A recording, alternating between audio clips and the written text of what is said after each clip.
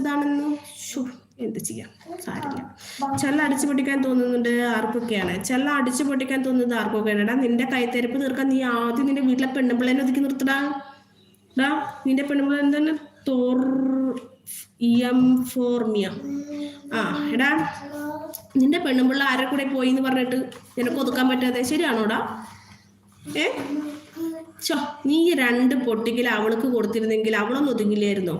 നിന്നെ കൊണ്ട് പറ്റാഞ്ഞിട്ടാണ് അവള് പോയെന്ന് പറഞ്ഞിട്ട് ശരിയാണോടാ? ഹായ് താത്ത ഹായ്. ചുണ്ട് ഒരു വളവുണ്ട് ആണോ? സഫ്ന എന്ന് പേര് വിളിക്കൂ. നമ്മൾ പറയുന്നതൊന്നും കാണായിട്ടാണോ അതോ ഉത്തരം മുട്ടിയിട്ടോ? അതെന്തുവാടാ നീ പറ.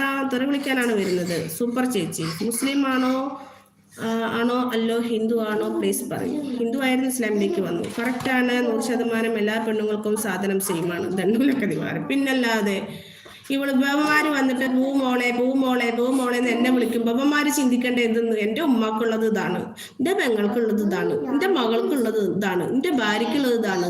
ഇനി പെണ്ണുങ്ങൾ വന്ന് വിളിക്കുമ്പോൾ ഈ പെണ്ണുങ്ങൾ എന്ത് വിചാരിക്കണം? ഇൻ്റെ താഴെ ഇതാണ്. ഇത് ചിന്തയില്ലാത്ത ബോധമില്ലാത്ത കഴുതകൾ ഇത് വന്ന് വിളിക്കുമ്പോൾ നമ്മൾ പിന്നെ എന്ത് പറയാനാ? പറയൂ. ഹിനേഷ് പൊടി പോവില്ല.